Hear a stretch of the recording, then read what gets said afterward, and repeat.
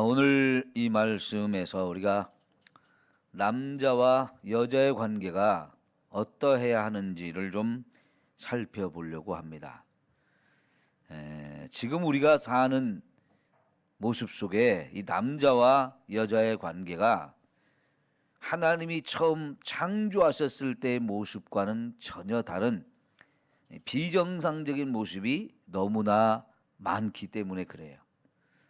오늘 이 말씀을 좀 우리가 잘 배우고 나서 가정 안에서 특별히 가정에서부터 이게 바뀌어져야 돼요.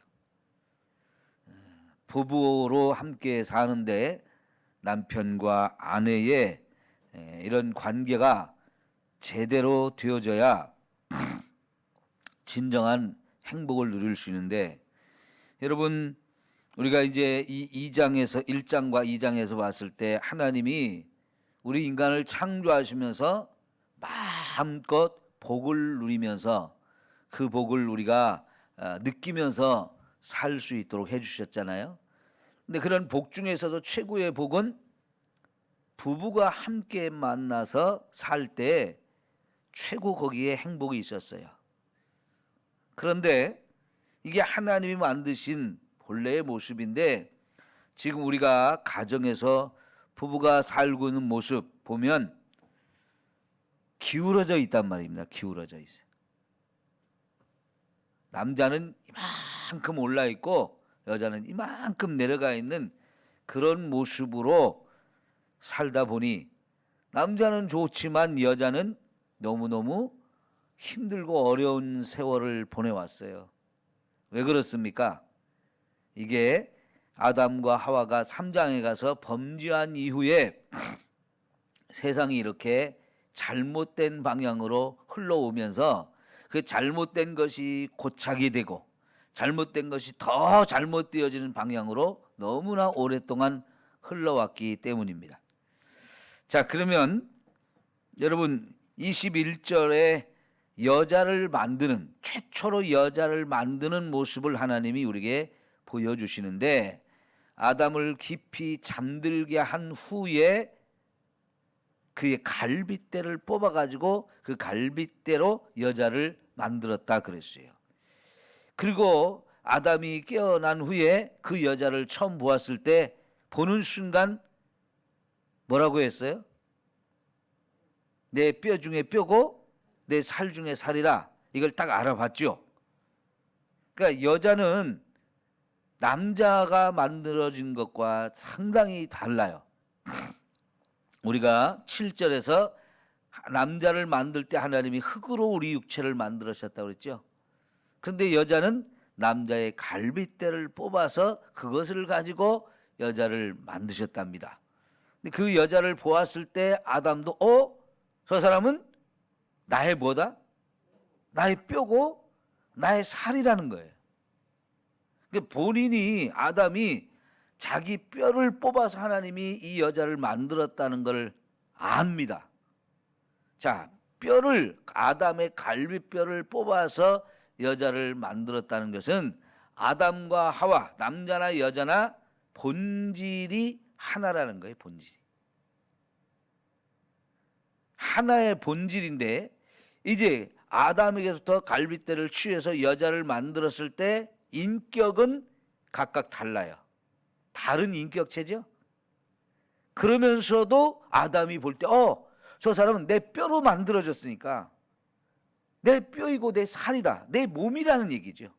그래서 둘이면서도 언제든지 하나가 될 수 있는 존재, 본질은 하나이고 인격과 각각 다르지만 또 언제든지 또 하나가 되어질 수 있는, 한 몸이 되어질 수 있는 이런 관계가 바로 남자와 여자의 관계입니다. 그렇다면 이것은 무엇을 말하냐면 남자와 여자는 평등하다는 얘기입니다. 평등. 그러나 여러분, 우리가 지금까지 살아오면서 남자와 여자가 평등한 세상에서 살았습니까? 아니면 불평등한 세상에서 살았습니까? 남자들은 대답 안 하잖아요. 여자들만 얘기하잖아요. 불평등한 세상에서 여자들이 살았어요. 그러니까 같이 이렇게 얘기를 나눠보면 여자들이 가정에서 정말 그 힘들고 어렵게 고생한 이야기들을 너무너무 많이 해요. 예? 너무너무 많이 해요. 이제는 우리가 성경을 배우는 사람들이라면, 하나님 말씀을 배우는 사람들이라면 이걸 바로 잡아야 돼요. 남자와 여자 사이에 동등한 존재이고, 그래서 서로 평등하다는 것을 우리가 배웠으면 내 가정에서부터 이제 우리 가정을 평등한 관계로 만들어서 서로를 사랑할 줄 알고 서로를 존중할 줄 아는, 이게 회복되어져야 할 줄 믿습니다. 여러분, 그동안 남자들이 너무 많이 누렸어요. 왜 그렇습니까?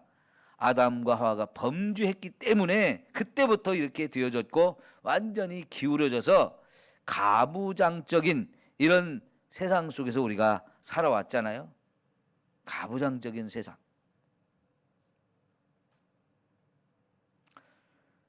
여러분, 올해 5월 달에 우리나라에서 아주 중요한 법이 하나 만들어졌는데, 법을 이렇게 만들어도 사실은 국회에서 엄청나게 많은 법을 만드는데, 그 법을 만들어도 우리가 무슨 법이 만들어졌는지 모르는 것들이 너무나 많아요. 그건 좀 문제인 것 같아요. 자기들이 법을 좋은 걸 만들었으면 자꾸 국민들한테 알려가지고 국민들이 그 법을 좀 알고 그 법의 혜택도 받으면서 그 법의 보호를 받으면서 이렇게 살았으면 좋겠는데, 법을 만드는 걸로 끝나요. 자, 올 5월 달에 만든 법이 양성평등기본법이라는 걸 만들었어요. 그리고 11월 6일부터 정식으로 그 법이 이제 발효가 되어서 실행이 되어지고 있어요. 왜 이런 법을 만들었을까요?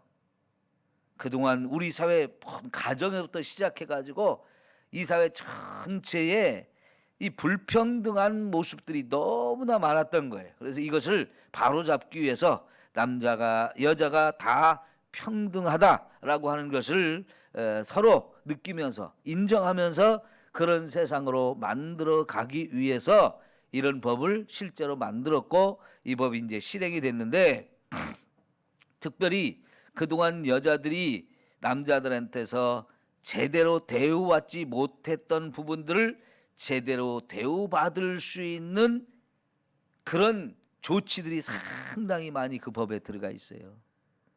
여러분, 그래서 우리가 서로 대화를 주고받을 때에도 남자는 이래야 되고 여자는 이래야 되면서 하는 이런 대화들은 굉장히 이제 잘못하면 그 법에 의해서 고발을 당하거나 내가 불이익을 당할 수도 있어요. 특별히 여기서 남자들이 여자를 대하는 생각과 말 조심할 게 많아요. 그동안 우리가 무심코 쓰던 그런 말들이 여자에게 상처를 주고 여자들을 힘들게 하는 그런 단어들이 상당히 많거든요. 함부로 평가하고 함부로 말하는 거. 그래서 특별히 거기에 성적인 대상으로 보고 성적으로 이렇게 자꾸 표현하는 단어들, 이런 것들은 완전히 이제 남자들의 입에서 버려야 돼요. 요새 젊은이들은 다 맞벌이 부부로 살죠. 그죠? 근데 맞벌이 부부로 사는데 자식을 낳으면 자식을 키우는 일은 여전히 또 누가 더 많이 책임을 져요? 이것도 바뀌어야 되는 거죠. 아, 그래요. 그게 좋은 거예요. 네. 그동안 너무 여자들이 눌려 있는 상태에서 여자들만 일방적으로 희생하고 막 너무 힘든 세월을 살았기 때문에 그게 바뀌어져 가는 거 지금 잘하고 있는 거예요. 옛날에는 남자가 아이를 업거나 안거나 이렇게 데리고 다니고 그러면은 그게 잘못된 문화인 것처럼 생각을 했잖아요. 그죠? 큰일 났지요. 예. 근데 이제 바뀌니까 권사님 그 보기 좋아요, 나빠요? 예. 예. 그래요. 남자가 힘이 더 센데, 그죠? 나는 참 그 여자분들이 그 작은 몸으로 또 가느다란 그런 몸으로 아주 무게가 많이 나가는 아이들을 업고 안고 들쳐매고 이러고 다니는 거 보면 참 그거 안쓰럽잖아요. 근데 남자는 힘도 세고, 응?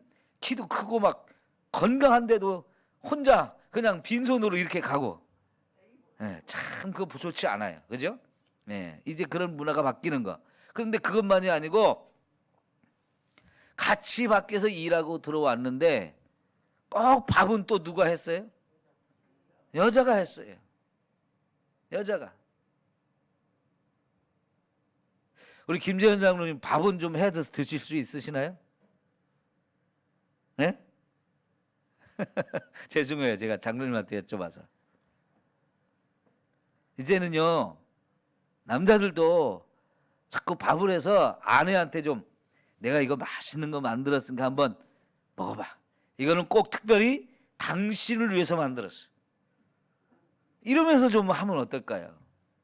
이게 바뀌어져야 되는데 너무너무 그동안 자꾸 그거는 여자만 하는 일, 그 남자가 해서는 안 되는 일. 그러니까 예전에는 남자가 부엌에 들어가면 뭐가 떨어진다고 그랬죠. 그 떨어진 사람이 있나요? 한 사람도 없어요. 왜 그런 문화가 생겼을까요? 이 가부장적, 너무나 가부장적인 그런 문화 속에서 살아서 그래요.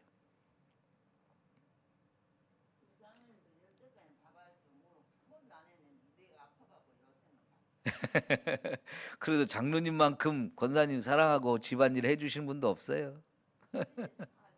네. 요즘에 우리 80이 넘으신 남자분들이 교회를 청소한다. 집에서는 한 번도 안 해본 일일 거래요. 무슨 손에 걸레를 들어봤겠습니까? 빗자루를 들고 마당은 쓸어봤지만 방은 안 쓸어봤단 말이에요. 그러죠? 그게 우리 문화였는데 이제는 그런 것이 바뀌어지잖아요. 네. 바뀌어야 됩니다. 더 많이 바뀌어야 됩니다. 그래야 밖에 나가서도 여자들이 대접을 받을 수 있어요.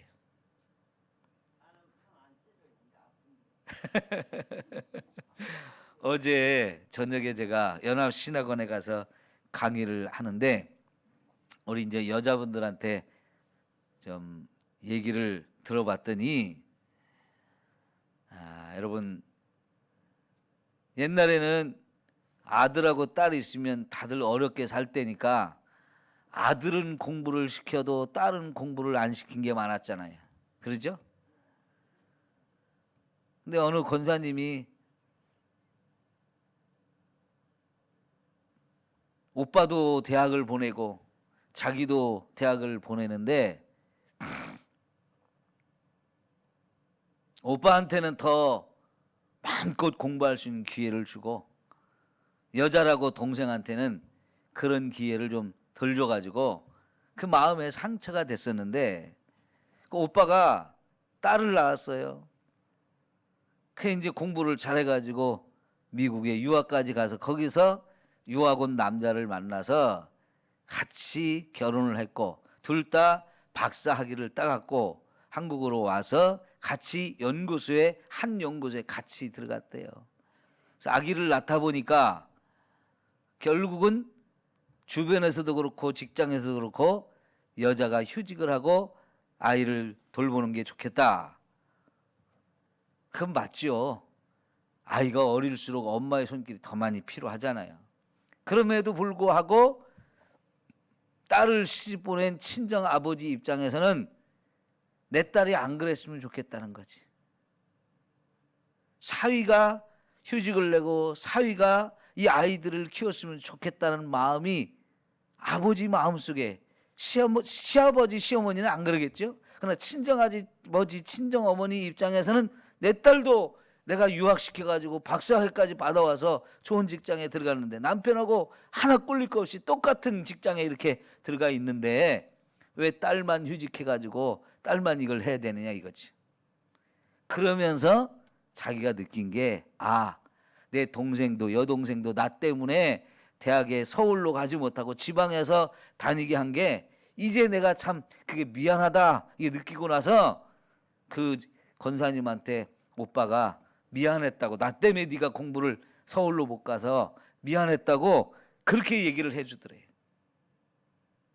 그러니까 여러분, 직장에 가면 아직도 여자들이 불이익이 많아요. 승진하는데 월급을 책정하는데 여자들이라고 똑같은 일을 하면서도 월급도 적고 승진 기회도 적은 이런 일들이 아직도 많아요. 이런 것들이 바뀌지 않으면 이 남녀 평등이 되어지지 않습니다. 그러나 우리가 성경을 배운 사람이라면 하나님께서 우리를 창조하실 때 동등하게 창조하셨다는 것. 응? 남자가 먼저 만들어지고 여자가 나중에 만들어졌어요. 그러나 그것이 남자가 우월하다는 얘기는 절대로 아니에요. 여러분, 먼저 만들었다고 해서 더 우월하고 나중에 만들었다고 해서 더 하찮고 그런 겁니까? 아니죠. 오히려 사람이 만든다면 처음 만든 것보다 나중에 만든 게 훨씬 더 좋아요. 그러죠? 그러니까 여러분, 우리말 중에 문열이라는 말이 있어요. 문열이. 요즘은 안 쓰는 그런 단어가 됐는데, 문열이가 뭐예요? 좀 모자란 사람한테 그렇게 하죠. 근데 원래 문열이라는 게 뭐냐면 문을 연 사람이라는 거예요.